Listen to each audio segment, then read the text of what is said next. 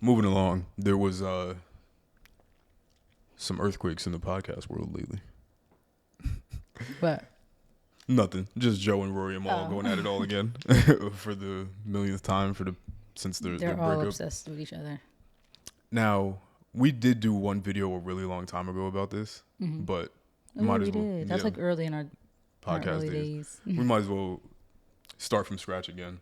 Now, obviously, they had the big breakup, which was said to be over $400,000 that was taken or missing, that Joe supposedly stole from Rory and Maul, and then Joe subsequently fired them. Yeah, live. Right. Was it live? It wasn't like live. It was like on the air. Yeah, on the air. Yeah, it wasn't live. I mean, not on the air, but like it was in the video. Yeah. Yeah. But of course, since then they've just been going back and forth, sending subliminals, because of course, when you've had a major part in somebody's life, and especially if it didn't end well, sometimes when you reference certain things, or somebody might still be salty, those little shots are gonna keep getting thrown back and forth. And that's what's been happening ever since that breakup. Yeah, and just to interrupt a little bit, like we said this off camera before, like I'm guilty of that because I hate the whole, like, when you talk about people from your past, that like it makes you seem like you're pressed in some way or obsessed or bothered. It's like, no, these people were part of my life. Like, if you were a friend of mine in college, you were part of a huge part of my life, you know? If you were a friend of mine for years, over, 4, 5, 6, 7, 8, 9 lifetime of years, you're going to come up sometimes because you were part of my life. Like, there's no way to just avoid you. Doesn't mean I'm sitting up thinking about you every day and upset and crying and mad or angry. No, but if we're talking about something and I have a relatable story about it, I'm going to bring it up. Like, I don't mean I'm pressed. Like, trust me, I'm not. But if you, like, it's like that. Like, Rory, Maul, and Joe, like, they made something major together. Like, was making money. The number one podcast at one so, point. I don't think any of them are pressed. Like, I just think they come up in conversation. And this is still really recent. So it was a year and a half ago, right? Not even. Especially if you haven't talked to the other people. Yeah, especially if you didn't even really get closure. Because you can have a closure and still not have closure. Because a lot of stuff is still like, oh, I should have said that. Like, there's still a lot of unsaid stuff or apologies that they probably feel like, I didn't get apologies from certain people. And Rory and Ron probably feel the same way. They didn't get apologies. So there's really no closure when you don't get certain stuff from the other party. And it's like, it's going to come up. We're going to talk about it. Yeah. So for background, even though you should know it if you're watching this at this point. Yeah. Joe allegedly stole $400,000 from some accounting error that occurred. And he was negotiating deals on the side without consulting Rory and Maul. Now, from his perspective, he had his name on the show. Like, the show title was the Joe Budden podcast, which they agreed to as well. And also, from his perspective, he was the one that was funding all of the podcast costs for whatever that might be, whether it's, the website that's hosting the podcast, like their RSS feed, which gets sent out to whatever platform, Spotify, Apple. Like Buzzsprout. Yeah. We use, yeah. So he was probably funding that. I don't know. Somebody had to buy the equipment. Right. The equipment. They also had the videographer, Erickson. I don't know if he still does it now, but you have to pay the videographer every single session. And they're like interns that they had, like Alex and who else? Savon, yeah. They have to pay those people. I'm not sure if they paid Parks for using his space, but they might have. I would hope so. What else? When it comes to, unless it was equal trade somewhere, but if you was in my house recording every week, I would want some. Yeah, and I would assume on like going on tours and things like that, that from his perspective that he funded the expenses, like the bus. For those things, right? Because they're not signed to a label. It's not like going on tour as an artist. Somebody got to buy it. Somebody got to pay for it. So from his perspective, he owned the intellectual property, which I believe they agreed to as well, they being Rory and Maul. And from his perspective, and I have to keep saying from his perspective because we don't know what is true, but just from what we've heard. So he owned the IP of the show, funded it, and his name was on it. Mm-hmm. So because of that, he feels that it was more of a employer-employee relationship with Rory and Maul as opposed to a partnership, which they, from their perspective, feel like it was a partnership. And now there's a big difference in there because if it's an employee-employer relationship, you're not entitled to anything. because yes, you work for ShopRite and you stock the shelves, and that is a benefit, but you're getting paid for A yourself. service. Yeah, you're getting paid for a service. That doesn't now entitle you to the rights to ShopRite Yeah. to own part of the company, and that's Joe's perspective. Yeah. Rory Mall's perspective is that it was a partnership and that ownership is shared amongst them, which is a huge difference. And if you share ownership, then that means that decision making should Yeah. include all the partners, and money should be Money, split. yeah. Money should be, there should be percentages. Not necessarily even, Yeah. but there should be something specific. Percentages. Yeah. Yeah, percentage of any revenue, profits, whatever. Yeah, that's tricky. Yeah. I mean, their issue is they never established that ground. And I think Rory and Maul should have established that from the jump. Yeah. But then again, they built it together. So they kind of was learning the ropes and understanding their power together. And that's their point, Rory and Maul's point. Like, this podcast wouldn't be what it is without us. Correct. Like, we did this together. And to Joe's point, it's like, you could still be an employee and still did it together. Because, like, that's how, we do stuff for our companies that made an impact. We still did this together. Like, my company wouldn't be what it was without, or what it is without the employees. So it's like, but that relationship was never properly established, and it should have been from a jump. Like, even if you don't think it's gonna go, I mean, even if you don't know how the success of it, it should still be kind of somewhat spoken on easy, like early.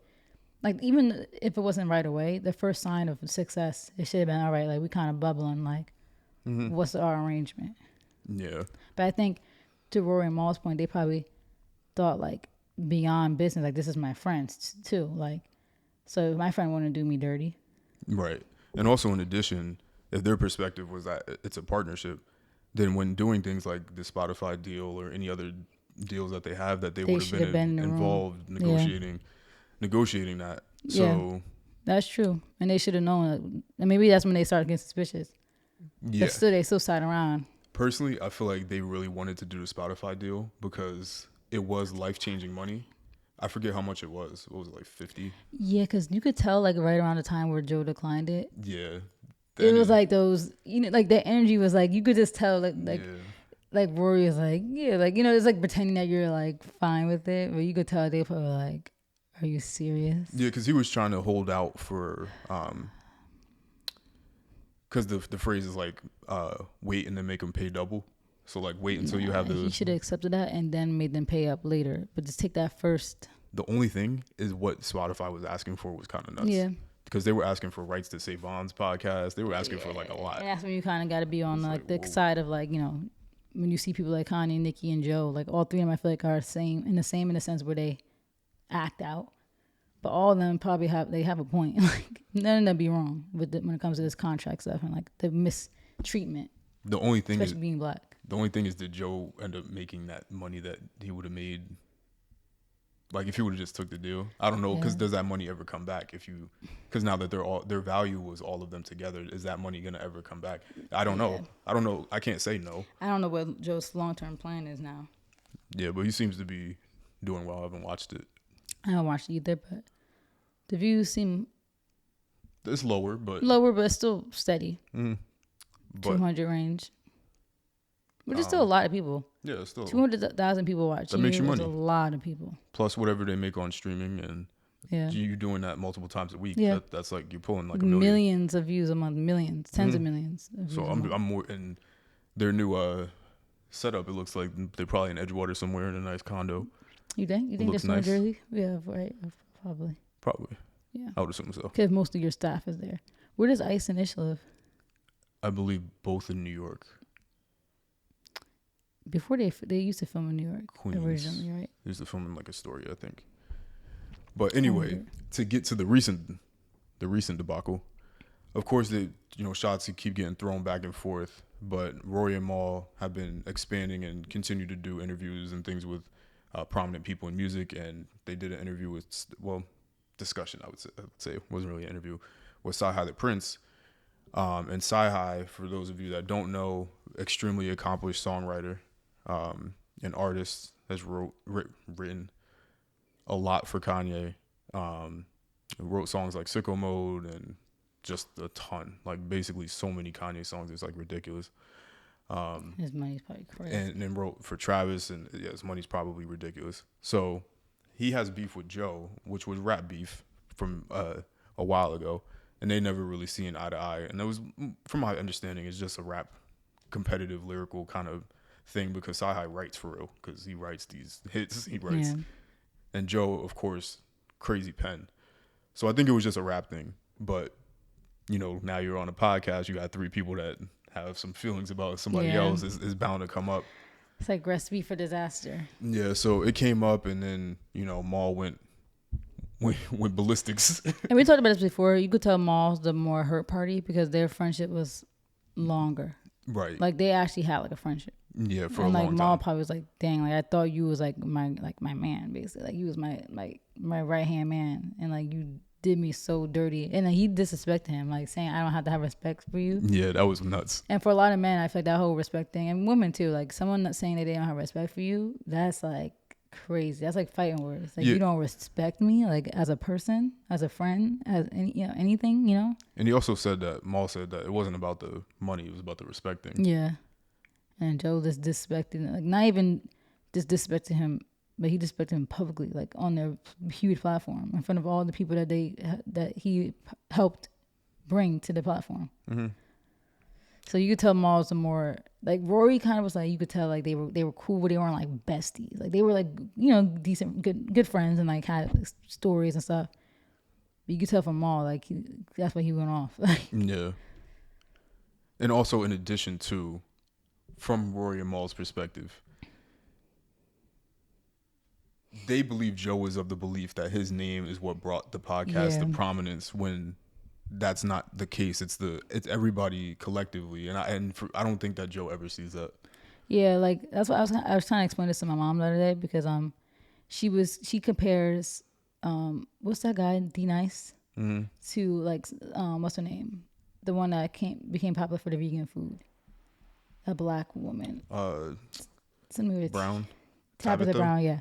I'm like, why are you comparing Tabitha Brown to D-Nice? Because she feels like D-Nice was bubbling a lot during COVID. And like he did have a lot of people in his lives. So she feel like he didn't leverage that like Tabitha Brown did. But I'm like, the difference between Tabitha Brown and D-Nice is Tabitha Brown built her platform from scratch. D-Nice already kind of was known and used the fact that he was kind of already known to bring attention to his lives. But I'm like, that's not the same. Like, he can't just easily, like, especially he does music, like, in Tabitha Brown's lifestyle. You can't easily segue you doing lives on Instagram into being a lucrative business. Like, Tabitha Brown made her being a vegan and, like, the family life, and she made that into, she has clothes, she has a cookbook now, she has cooking, like, a spatula she sells, she has spices, she has a whole bunch of, I think, hair care. And my mom was like, oh, D-Nice didn't leverage his brand, his name. I'm like, but that doesn't always work. Just because you have a name for yourself and like did music and like you were popular doesn't mean that you're gonna just automatically fame comes with it. And I told her, I'm like, that's like the same with Nikki.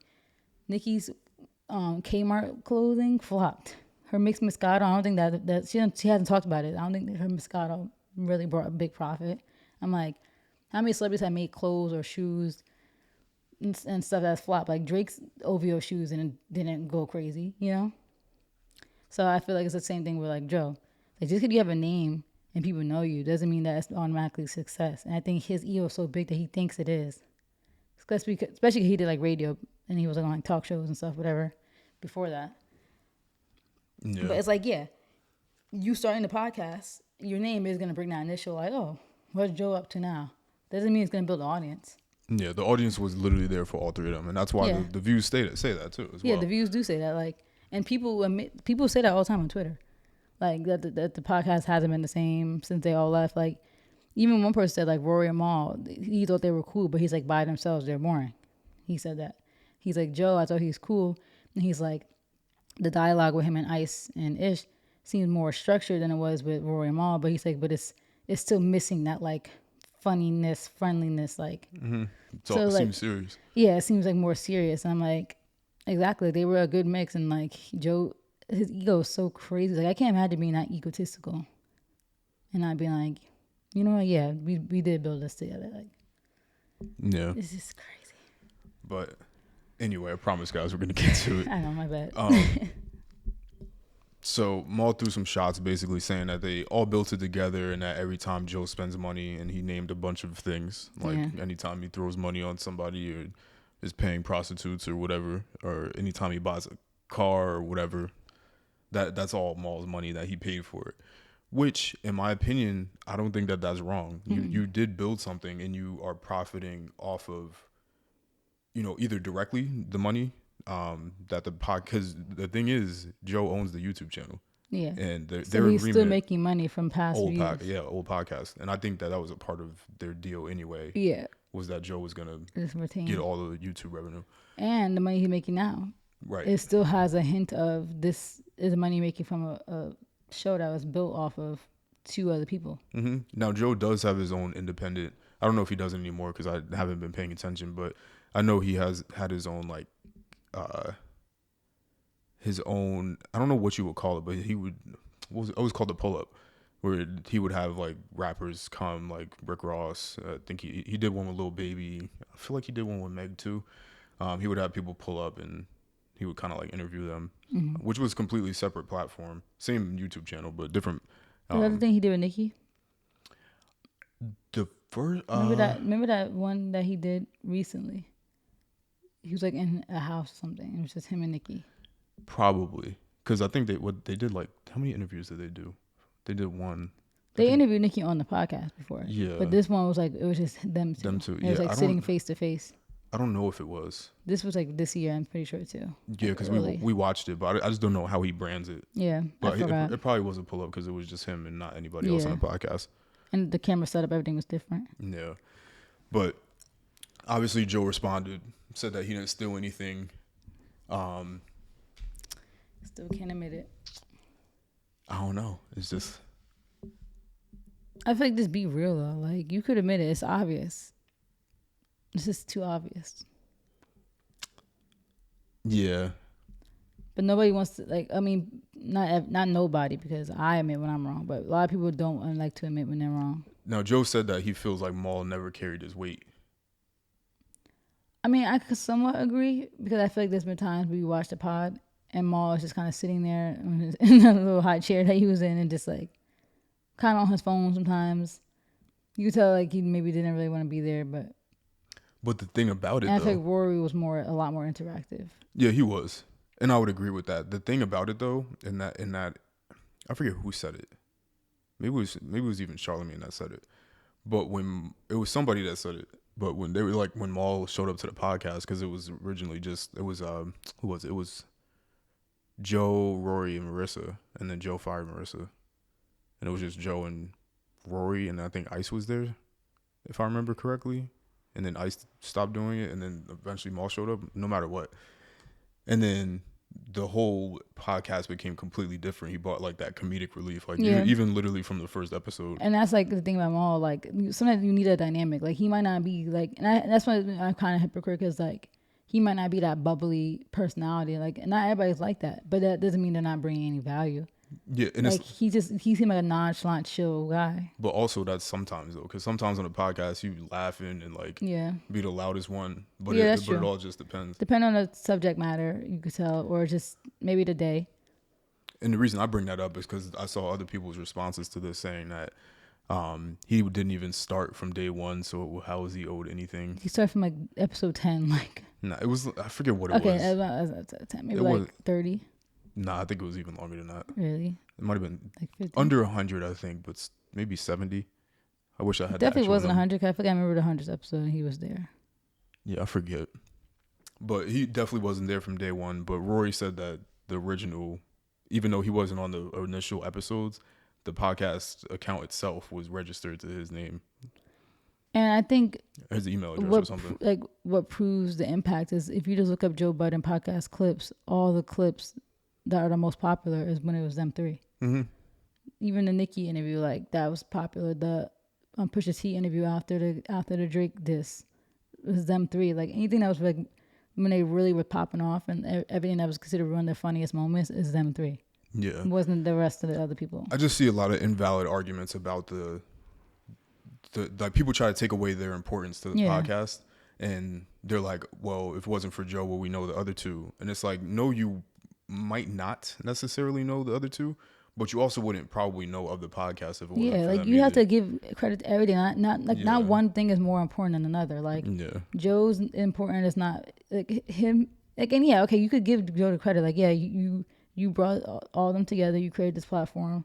Like, that's great, and you use your name to bring the attention to it. But then you still have to give the credit to like, but Rory and who he is and Maul and who he is still what made this a full, complete package. Mm-hmm. That's what people would tune in for. Like, if Joe was just doing this podcast on his own, nobody would watch it.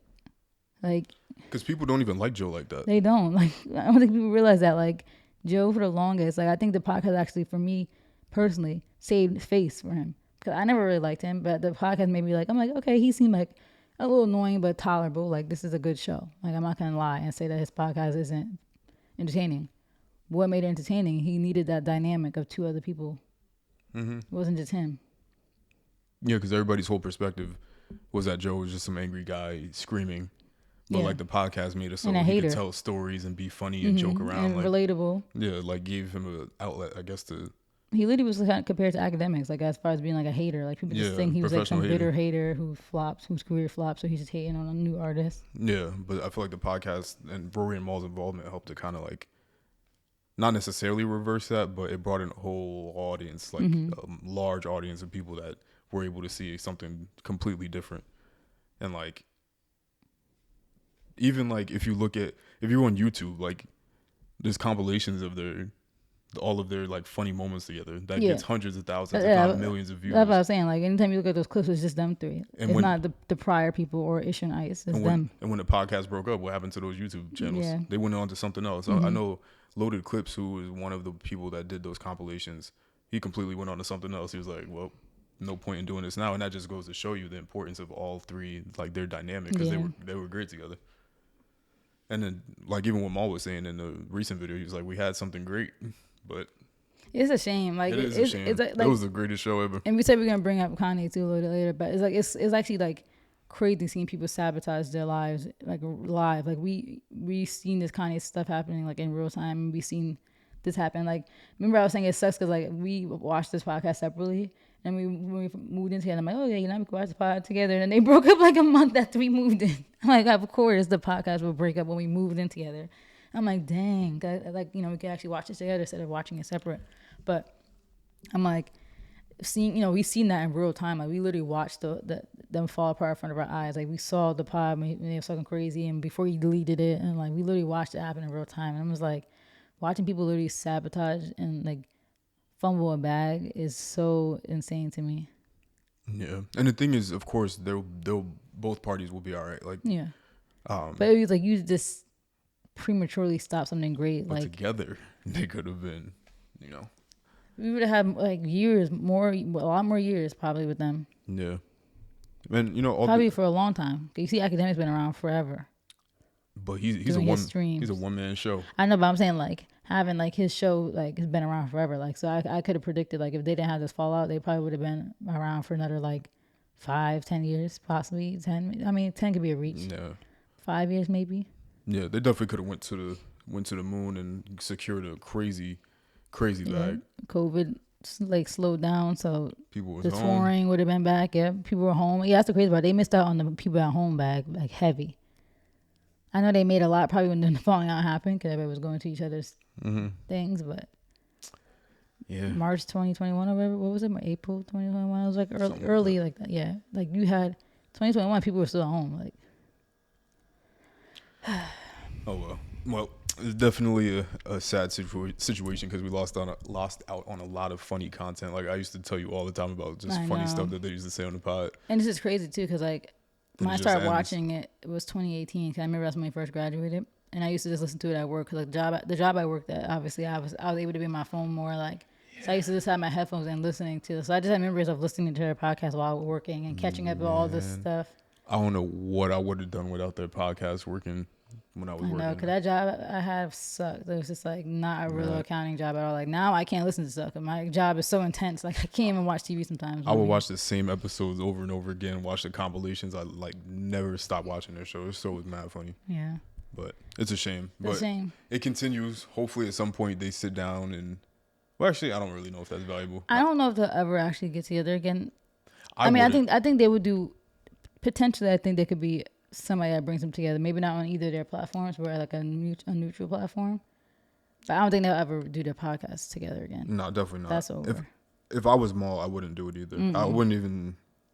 Maul seems like he's set in his ways. Like, I'm like that. Like, once you cross certain boundaries, what's the point? We never gonna be back. If somebody doesn't respect you, then what's the point? Exactly.